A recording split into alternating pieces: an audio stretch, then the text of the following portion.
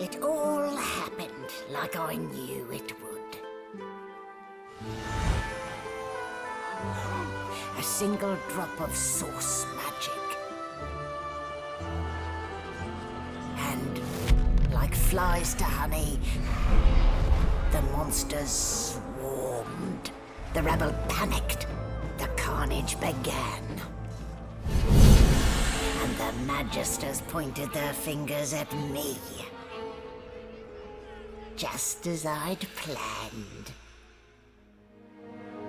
I was shackled and collared, and sent to Fort Joy.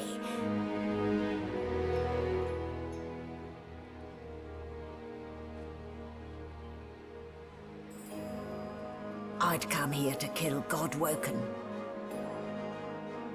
But instead, I became part of their story.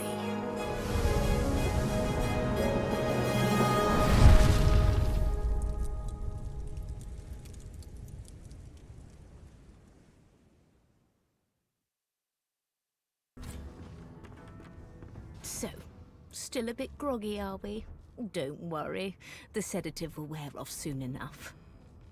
Easy now, no need to hurry. Get your bearings and report to me upstairs.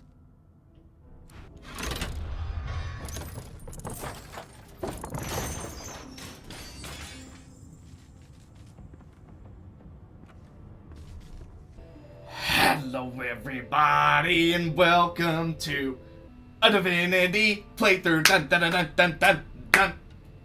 And we'll work on that. Alright, so I mentioned a while back that I was going to be doing a series where I would pretty much be doing an RP voice for a majority of the playthrough.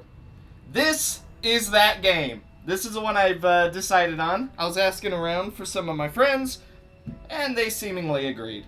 So, this is Divinity, Original Sin 2. Pretty much the long and short of this game is, do you know what Dungeons and Dragons is? It's basically that, but a video game.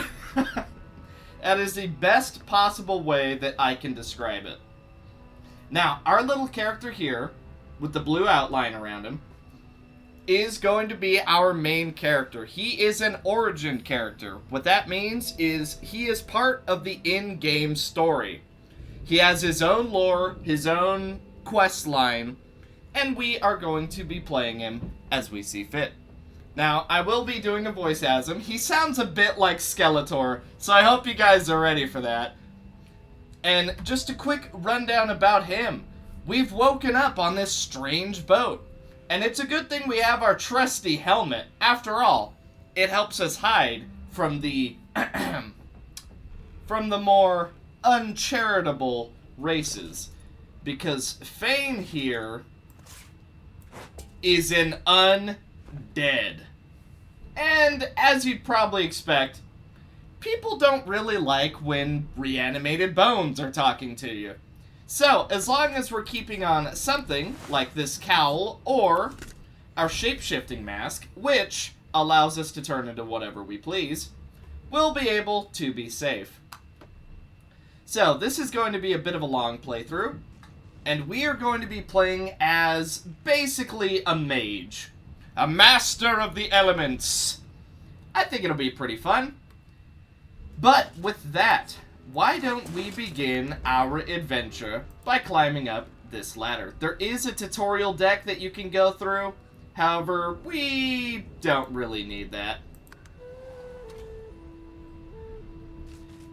Now, for the most part, I am going to have this little blue outline around him, because it does just make seeing everything a lot easier. Blue outline is friendlies, or me. Green outline is friendly. Red outline is bad. And yellow is neutral. Why, there you are. Not too tight, I hope. The collar, I mean. Oh, not to worry. Every dog has to get used to its leash. In the meantime, your next stop will be Magister William. All passengers have to be registered in the ship's manifest, and he's the chap in charge of the logs. You'll find him on the other side of this deck, in the officers' quarters. Now, Fane does actually talk every so often, but for a vast majority of the playthrough, he's not going to be saying anything, which is where I come in. So, time to embarrass myself with Fane's Skeletor voice. This appears to be a Lucian-class frigate. Why? Why? Because we're at sea, of course, and have been for several days. Index fingers pressed to her lips, she pauses a moment to give you a scrutinizing gander. My word, you do seem a bit befuddled, don't you? Perhaps I was a bit too generous with that sedative. Oh, well, I'm sure you'll soon gather your wits. Most likely. Eventually. In the meantime, all you need to know is that we're en route to Fort Joy. A new life awaits, and if you're a particularly good boy, perhaps a cure as well. An end to Source. For good. We have no interest in continuing this conversation. We'll take our leave. Now, where did I leave my calipers? Good gods, there's been a murder here. Why don't we ask around, since we're The here? young Magister stands pale and silent. Her knuckles whiten around her weapon as you pass. Behind the Magister, a bloodied mass lies in a heap. Gore and limbs lie at odd angles. You can't make out a face amid the mess. What happened here? There's been a murder. A sorcerer was killed by one of your own. Lucky you were busy getting your collar fitted at the time, or you'd be a suspect like the rest of them. Waters is investigating. She'll figure out who did it. Always does. Move along. Well, I'm sure they have that under control. We're just going to move No on. known associates. In fact, he seemed quite averse Now, to spending time. there are quite a few important characters around here. I will quickly talk to all of them, but I don't think we're going to be too friendly. After all, people don't really care for undead like me. Ah, there you are. Husband. Would you please tell this very charming gaggle of not-at-all brat-like babes that I am by no accounts this Losa woman, nor do I sing, in fact. I'm deathly allergical. We're gonna play along. These children are clearly mistaken. How very correct you are, spouse of mine. Madame Josephine Gribbles de Peeb refuses to be confused with anyone else. What? What's so funny? Her pinched face cracks into a great grin, and she shoos the children away from her with a laugh. Yeah, okay, you found me out. Go on and git, and maybe I'll sing you something when I'm good and ready. She turns to you, dark-eyed and dirty-haired, and smiles flatly. Gotta keep ourselves entertained, haven't we? You couldn't find some more, age-appropriate companions. Like yourself, maybe.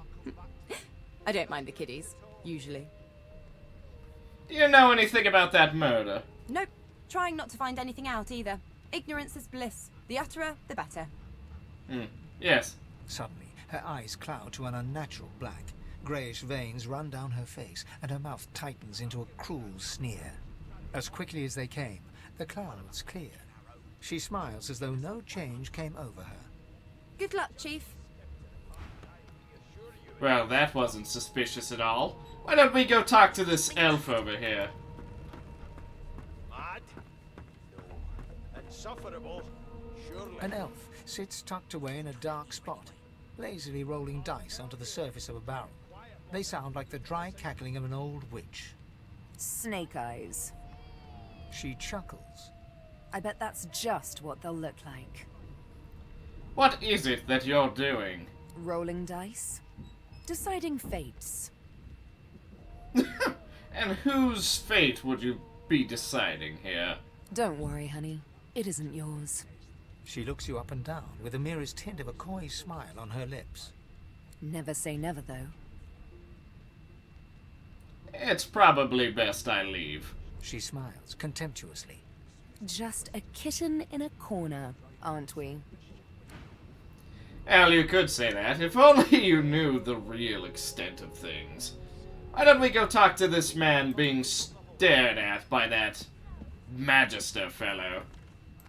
A scruffy man lounges against the wall with scarred arms folded. A sly smile playing on his face, he stares across at the Magister guarding him. Noticing you, he straightens and beckons for you to come closer. Watch your back, new fish. There's a murderer on board, and I'd bet 3 months' pay it's this tramp Ifan.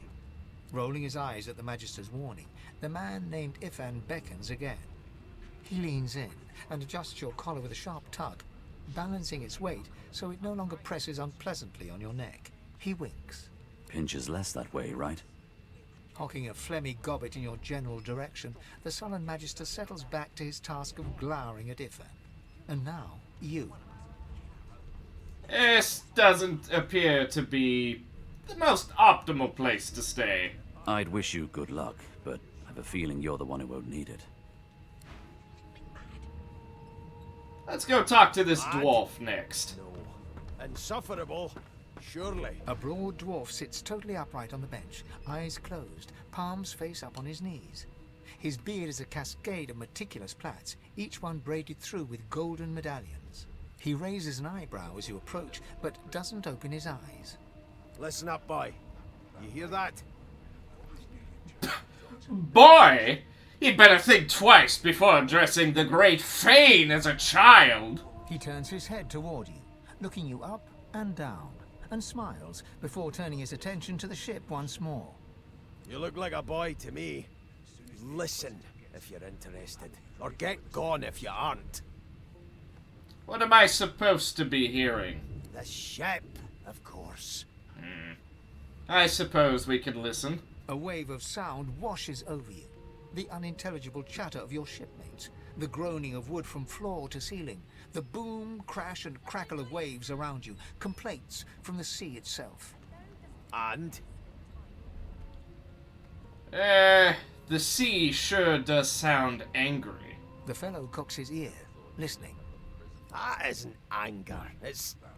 He cocks his ear to the other side, then smiles. Anticipation. She senses something. I'd hold on to my breeches if I were you, mate. That's all you hear, though. Listen close. Very well. There now, just like that. Squeak! Aha! His eyes snap open as his countenance breaks into an expression of joy. One great paw claps you on the back. The other catches you before you lose your footing. There. You heard it, didn't you? I knew it. I knew it. Aye, this is good news, boy. Good news. What is it supposed to be? It's the wheel. The wheel. Don't you see, you beautiful idiot? Squeaks whenever the helmsman jerks it clockwise, which means we're heading east. Burn my beard. That means if we've been traveling for, yes, only 10.34 nautical miles to Fort Joy. You must be a sailor.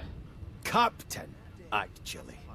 And that figure tells me we're getting close to the Joy.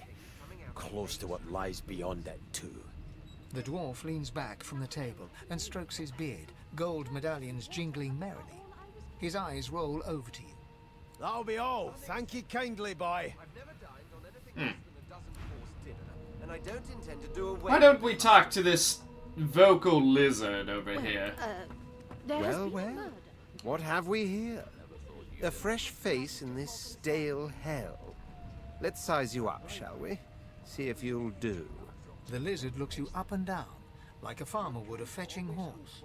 All of a sudden, he grips you firmly by the chin, with the intent of inspecting your teeth. What on earth are you doing? I'm inspecting your teeth, in case that wasn't spectacularly obvious. There's some discoloration, as well as a rather disconcerting lack of tongue and gums, but I've seen worse. After all, one can't expect to find prime merchandise on a squalid little ship like this. Now then, to business. You will answer me 3 questions. The first one is this. Can you cook? It has been an eternity since I've tried. In which case, I take it your cuisine is limited to the introduction of eggs to hot water. How disappointing. On to the second question. Can you knit, weave? In short, tailor? Most certainly. Given a sheet of satin, I can make it look like a baron. Oh, but to feel the caress of satin on my scarlet skin once more. A most satisfactory answer indeed. On then to my final query. Have you the ability to administer the upkeep of one's personal appearance? The delicate art of cosmetics is what I'm after. What month is it? I need to remember how long ago it's been. Just as I thought. That explains what's besieging my nostrils. So, 3 questions asked, 3 questions answered. Let's evaluate, shall we? As per your own testimony, you can tailor, but you have the taste buds of a dung beetle, and your personal hygiene reminds one of a carcass rotting in the sun. That won't do at all, see? I'm sad to say I must deny you the opportunity to be my slave. Ever so sorry. You were looking for a what? My slave, of course. Oh, but I see. Yes, I suppose it must take some time for the full extent of my disheartening refusal to sink in.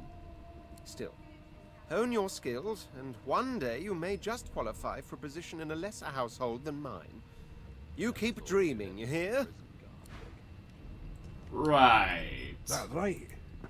Why don't we go to that person we were supposed to chat to?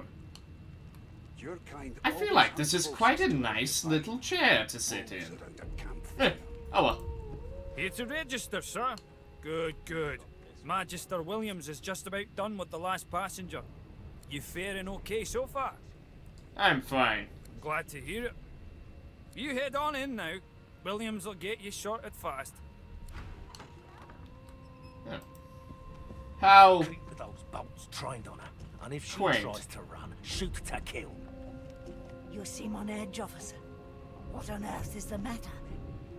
Murder most foul, and I strongly suspect you know all about it. Let's see what the kerfuffle is about. Well, standing at the center of the room, you spot a sorcerer haughtily eyeing a pair of nervous-looking magisters. They keep their crossbow trained upon her as she's being interrogated by an officer. So you admit it then? You murdered that poor fella? Yes, I did. But of course, that was only the beginning. She turns her head and looks you straight in the eye. There are others whose lives must end. Good God, the woman's mad. You there, sorcerer, go and fetch Magister Siwan. We need to do more than collar this maniac. We need to shackle her, hands and feet. What did you mean by other lives must end? It means your journey draws to a close. Do stick around for its finale, though, because... She reaches for her collar and simply removes it. I'm just about to create a scene. Subdue her, men, quickly! If she casts source, the Voidwoken will come. They'll end us all. She smiles with wicked satisfaction. Precisely. Not on Fane's watch! Oh, never mind! Oh.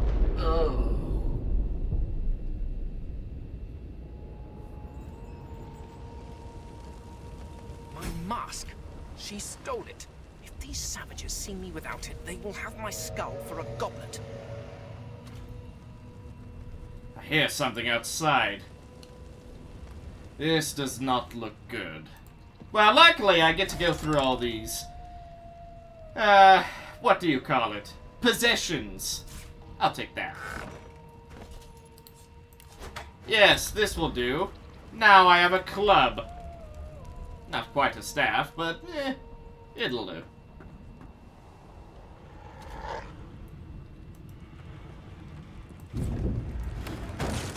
It's a good thing I'm a master of telekinesis, otherwise I may not have been able to... Not long before this thing snaps into splinters. How strange.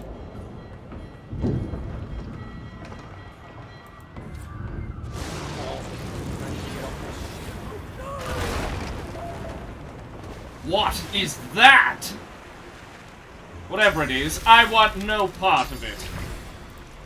These Voidwoken will stand no chance against me. Observe. Ah! A master of lightning and a master of the waters. Now, they aren't dead, but they're about to be.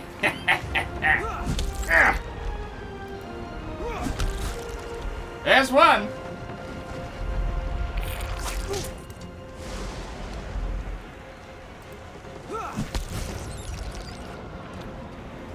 Nothing a little barbarian force can't fix.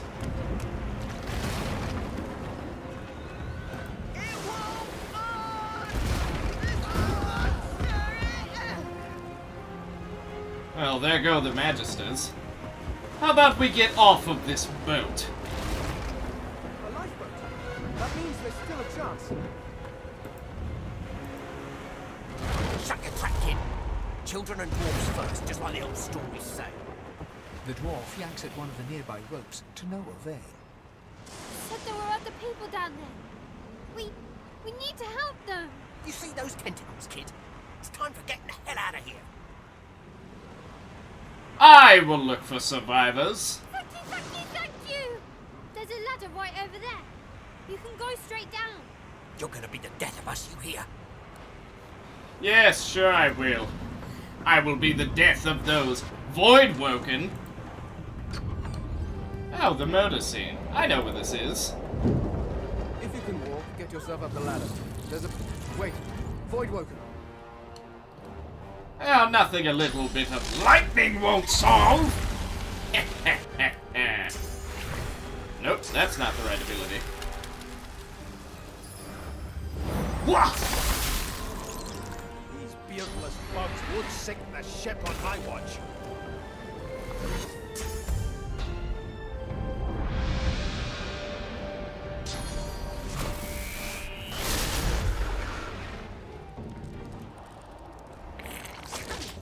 So this is pretty much the, Let the games begin.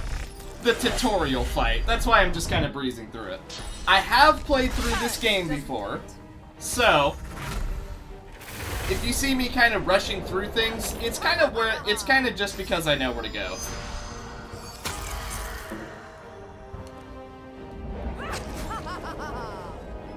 Well, that's a road for you.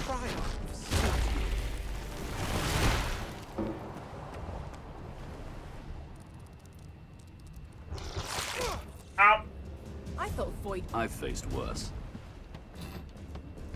Well, because she was stunned, she got skipped, but that's fine. So yeah, this is pretty much the little tutorial place. A nice little spot to get your bearings.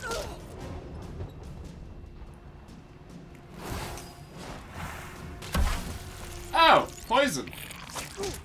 Ow!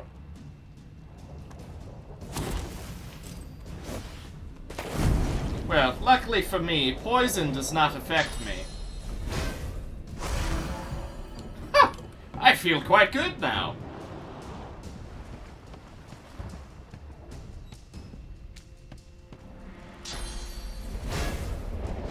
I feel even better. Alright, enough of these games.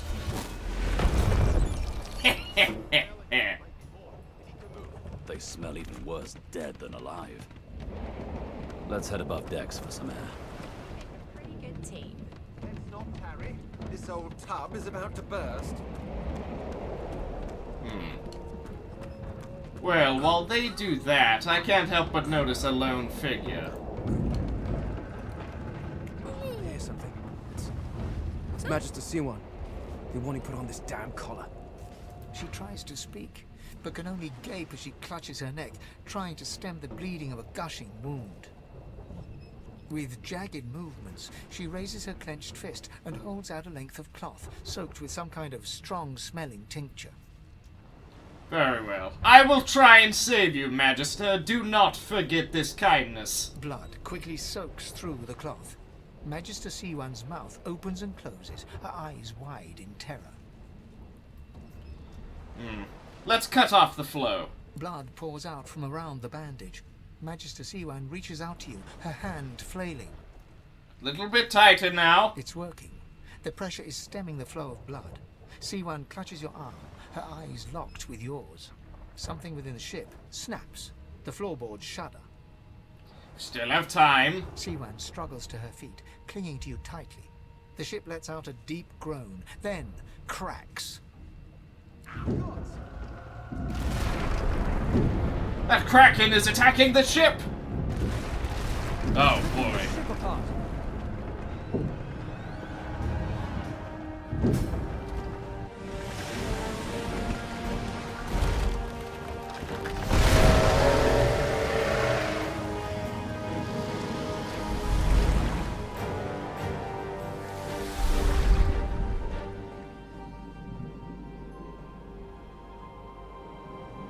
I have plans for you, child.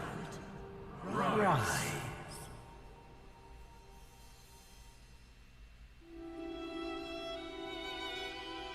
Honorable Dallas, we lost a ship sailing sorcerer prisoners to Fort Joy.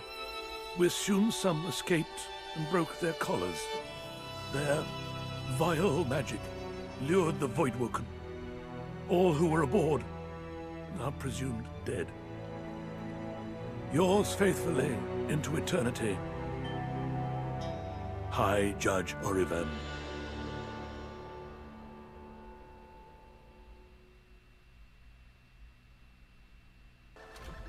Well, that was decidedly unpleasant. Am I the lone survivor? Depending on one's definition of survivor, of course. Why don't we head out? See if anyone else may have survived that terrible crash.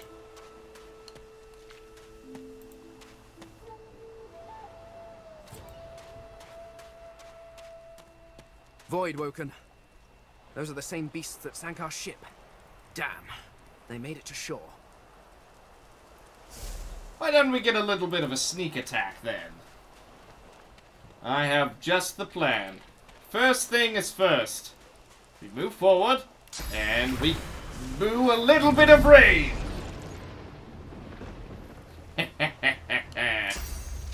Now that it's nice and wet, conduct electricity.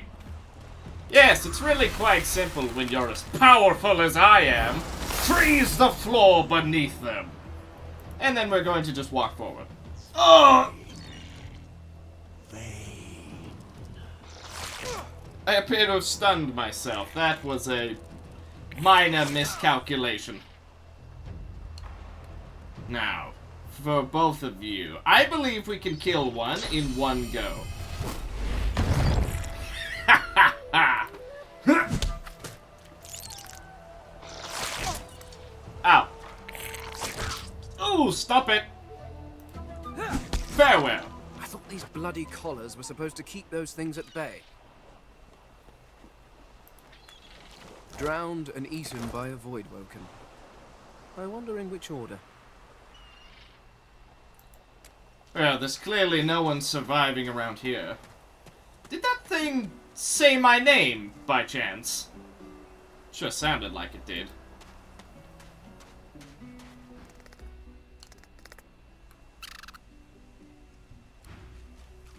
Oh. A squirrel on a dead cat is following me. Well, I shall name you Sir Laura, and you will be my trusted companion. Come along, Sir Laura. We have places to be, things to destroy, and people to brainwash. Figuratively, of course. I would never do such a thing in reality.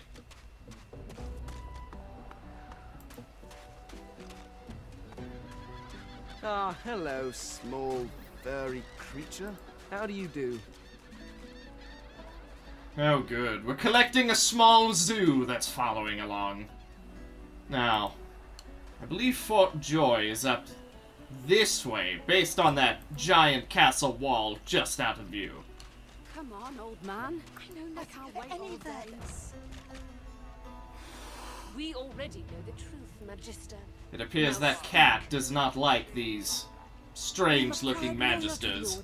I would not dream of subverting. Stay back, sorcerer, and stay silent. Our Godwoken speaks. We know you've been helping sorcerers escape, Atusa. We have proof. I'd sooner cut my tongue out than lie to you, Alexander. I know nothing of any escapees. If you can tell the Godwoken no more, your tongue is of no use. Cut it out. This can't be serious, Alexander. Come! You should know by now to obey your superior, Magister. whatever she may ask. They wanted to keep the Magisters in check. This is the way to do it. Atusa pinches the tip of her tongue with 2 fingers and brings her dagger to its root. Her eyes squeeze shut. Drops of blood form against the dagger's edge and quickly fall to the ground. She groans. Stop!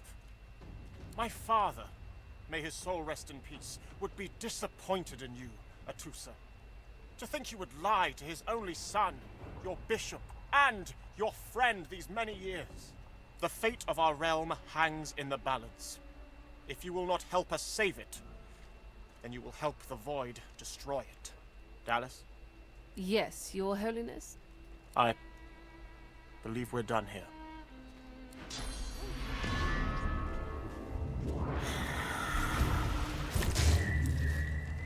What did she just do? Come, we'll be needed elsewhere. She just turned her into a pile of meat. How barbaric. Come on then, Lexi. Pay up. I'd find any bread. I want no trouble. You gonna pray all day, buddy? Bread or a brisket, toll's the same. I don't really investigate what's going on here. This is not your business, Long Pig. Don't let this moss muncher talk to you like that. Especially a cheapskate like this one. Griff already knows she don't like to pay her fair share. An intense-looking man steps between the thug and the elf and rolls up his sleeves, revealing well-muscled and heavily scarred arms. You recognize him. It's Ifan, who you met aboard the ship on the way here. Just stand aside, won't you, mate? This is no business of yours. Lone wolves decide their own business. The thug freezes in fear for a moment, before shuffling back to the protection of his crony. Pay up, elf. No one shorts Griff. Especially not one of you. Who is this Griff? Runs the kitchen. Means he runs me, you, and everyone else in camp. Why does this elf owe you money? Everyone in camp's got to contribute. For food, for protection, no exceptions. Especially not for elves. Griff's orders. Food? Protection? I have neither. This sounds like little more than a shakedown in disguise. You two ought to be thanking your lucky gods it's us, and not the Magisters enforcing round here. A fool never knows what they've got till it's well and gone. Now come on, elf. If you make me say it again, there's gonna be trouble. If you try and harm that elf, I will not just stand by. And neither will I. We got a system, and it looks like you don't want to fit in. It appears we're in a brawl. Oh, she has a knife. Wow. Alright. Okay, so when you hover over people, you can see their health. They also have 2 bars above their health. The blue one is magic armor, and the white one is physical armor. So, because we are going to be a mage, the main armor stat that we don't want to deal with is going to be the blue one. The white one, for the most part, isn't going to affect Fane. So, what we're going to do, actually, first, freeze the ground beneath his feet. Oh, we also harmed the elf, but I'm sure she'll get over it. Ha! What's the matter? Feeling a little bit shocked? Shocking removes 1 of their energy points. As you can see, on top of my health bar, underneath the your turn bit, I have quite a bit of energy. That being because I have the Lone Wolf talent. Basically, Lone Wolf just makes it so I can play alone or with 1 other person and be really strong. But, energy. Everything you do costs energy. For example, casting Rain costs 1 energy. Moving, based on how far I want to go, can cost anywhere from 1 to 8. Casting Electric Discharge will take 2. Hail Strike will take 3. Everything has different costs. And you can also right-click and examine to see effects that are on both you and enemies. For example, he's shocked, so as you can see, it's a lot of debuffs. You can also notice that he is chilled. So right now he has minus 60% dodge. He isn't dodging anything. He has a little bit of fire resistance because when you're cold, heat, all it does is help you. So, he's also source muted. Everyone around here is source muted. For example, I'm source muted, he's source muted, Ethan is source muted. And what that means is you cannot receive or use source magic. We'll get into that one later. I don't feel so good. You can also see more stats based on your lore master skill, but my lore master skill is super low. So with that being said, I'm gonna end my turn. Oh, I feel incredible!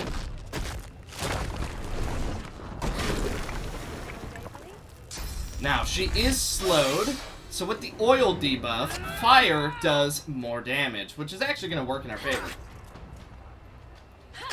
It's a 3-on-1. It's a 3-on-2. You should probably just give up before we, destroy you all. But since you're not going to, I'm going to move over here.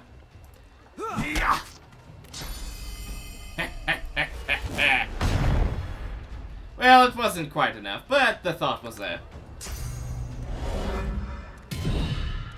Ooh, get him, Ethan.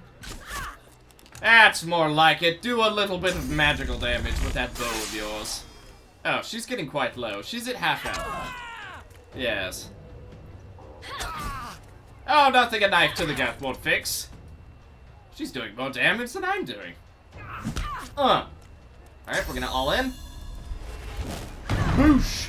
All in costs 3, but does more damage. Personally, I don't like all in, but for the moment we're using it because we don't have a lot of spells. Prepare yourself. Yes. Perhaps this bloodshed could have been avoided. More of them trouble us. I've an errand to run around here first. I'll catch up with you there later. Remember, past the kitchens, down to the beach, inside the caves there. There is a safe place. Cave on the beach, eh? Well, I suppose we can go give that a little bit of a look. We'll walk through this little space. You there. You've just arrived, isn't that right? Are you quite alone? Yes. Why? In that case, listen up. You must think me mad to approach a stranger, but this camp is full of cowards and I'm running out of time. Fast. Too fast. Way too fast. What are you planning? I've been here a long time. Longer than anyone else. People get taken sometimes. Some folks say they get cured. I don't know if I believe it, and I don't want to wait and find out. I have a way out of here. It won't be easy, and I need a partner. Just one. Are you interested? Yes, sure, why not? I will trust you, random stranger. Attaboy. Who wouldn't? Finally someone with a little sense around here. The plan's simple, completely foolproof. I have a spell that I can use to teleport you right out of here. I can't use it on myself, but with your help, we can both get out of here. There's an artifact that you can use to teleport me out of this place. Then I can use my spell to free you in turn. This item, though, it's in quite an unfortunate location. So you want me to do your dirty work? What? You think I'm being lazy? No, this is sheer pragmatism. I already tried to retrieve the item, but I don't have the necessary skills. You see, I need someone who can handle themselves in a scrap. The item's within a crocodilian nest on a beach nearby. I'll mark the position for you. I will take care of it for you. Get that artifact, and you and I are as good as free. Go give those overgrown lizards what for. Well, let me check my handy-dandy map. So, the beach appears to be down that way. Alright. This place does appear to be quite, big. Well, I am going to go ahead and end this episode right here. You can consider this a bit of a introduction episode. Pretty much this is going to be a bit of a heavy story game with a very Dungeons and Dragons-like aspect. I'm gonna open the menu just because people like to talk in the background. But I'm looking forward to this playthrough. This is a game I really enjoy, and I've never actually played through the game fully as Fane. I have played through the game a few times. I'm not going to say I'm very good at it, but I played through it a couple of times. And with that being said, hope you guys are excited for this playthrough. I was a little bit quiet in this one. I'm trying not to talk over dialogue, although that can be a little bit tricky sometimes because this is a very dialogue-heavy game. But now that we're on Fort Joy, we are going to be finding ourselves in a lot of combat scenarios. So, let me know what you think down in the comments, and I will see you guys in the next one. Bye.